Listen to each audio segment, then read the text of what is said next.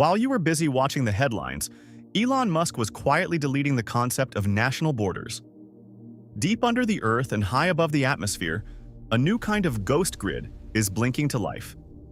It's not just a satellite network, and it's definitely not just a car company.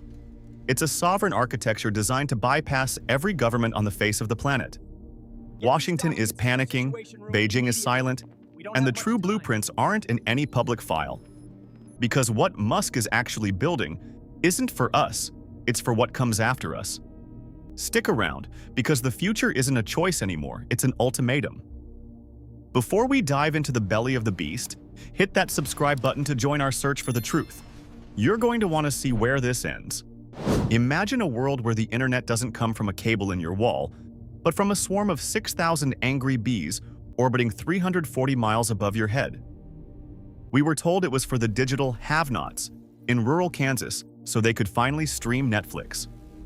We were lied to. Governments across the globe are waking up to a terrifying realization. Elon Musk now controls the ultimate kill switch for the 21st century. In 2022, during the heat of the Ukraine conflict, one man, not a general, not a president, decided which side had a voice and which side stayed in the dark.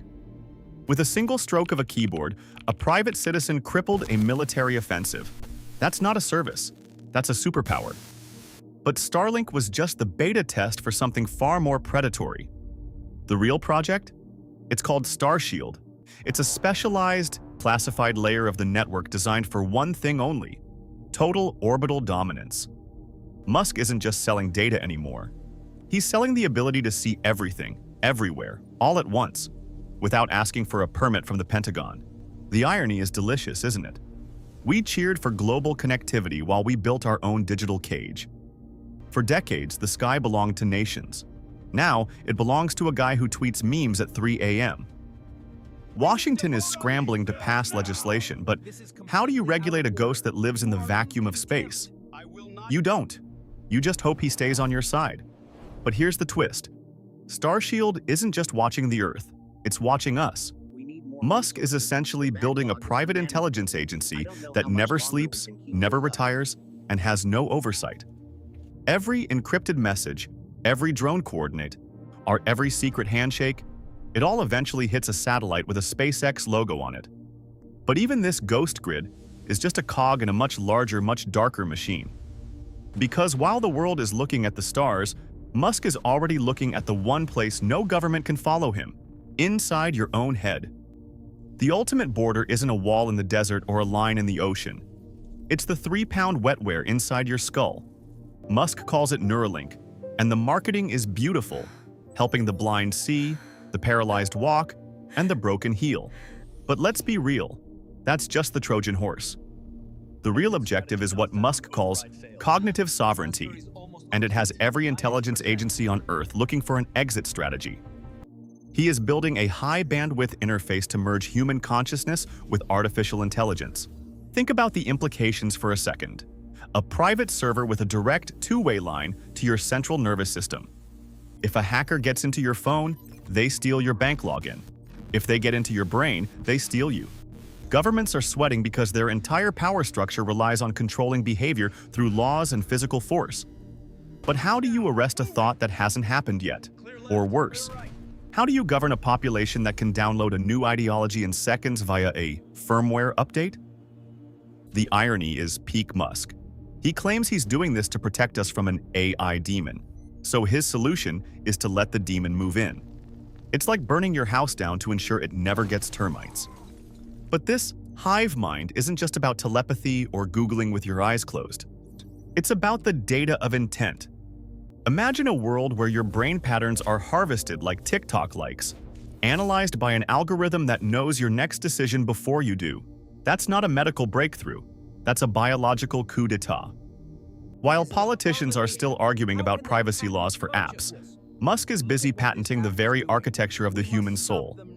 But even a cybernetic brain needs a place to live, and a way to survive the coming storm. Because if you think the brain is the final frontier, you haven't seen the ground zero maps of the Mojave Desert. The Mojave Desert is where secrets go to be buried, but Elon is doing the opposite. He's digging them up.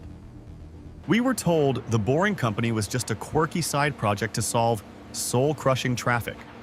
That's a cute story for the shareholders. The reality is a subterranean fortress system that makes NORAD look like a basement crawlspace. Governments are realizing that Musk isn't just building tunnels, he's building extraterritorial zones. Deep beneath the surface, the laws of the United States, China, or the EU don't apply. Under the rock, there are no building codes, no EPA inspectors, and no prying eyes. He is creating a parallel world, a deep state, in the most literal sense of the word. Think about it. If you control the energy, the internet, and the physical space beneath the Earth, you aren't just a CEO, you're a sovereign. The irony is almost too perfect. We gave him the permits to save our commute, and he used them to build an escape hatch for the elite. While the surface world grapples with climate shifts and geopolitical wars, Musk is preparing a Plan B that doesn't include a seat for you or your elected officials. The Pentagon is reportedly concerned about these deep-bore sites, fearing they could house everything from private server farms to automated manufacturing. It's the ultimate dark project, a world where the sun never shines but the power never goes out. But there's a bigger twist hiding in the shadows of those tunnels. Because if you have a private city and a private internet, you need one more thing to make it functional. You need a currency that no central bank can freeze and a labor force that never asks for a raise. And that's when the metal replacement begins to march. If you want to build a breakaway civilization, you can't rely on a workforce that needs sleep, food, or a pension. Enter Optimus. While the world laughed at a guy in a spandex suit dancing on stage, the real engineers were perfecting the metal replacement. Governments are terrified because their entire power base is built on taxing your labor. But how do you tax a machine that costs less to run than a light bulb? Musk isn't just building robots.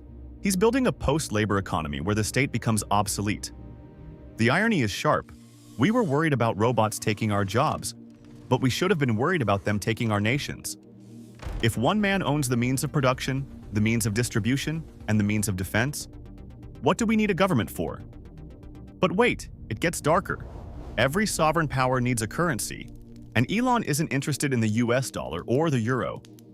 He's talked about a Mars-based economy, but the infrastructure for it is being built right here, right now.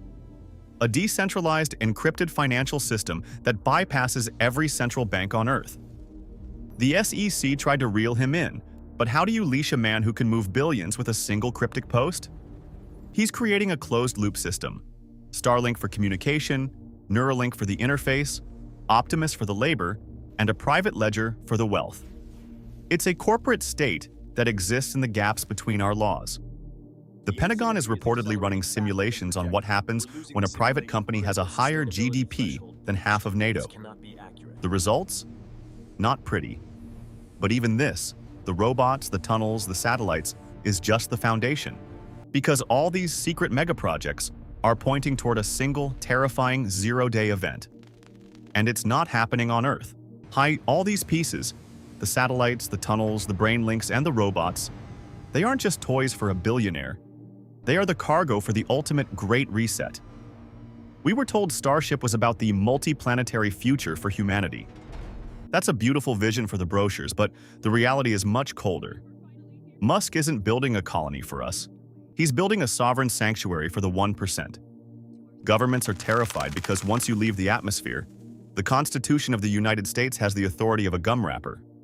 International space law is a mess of suggestions, not rules.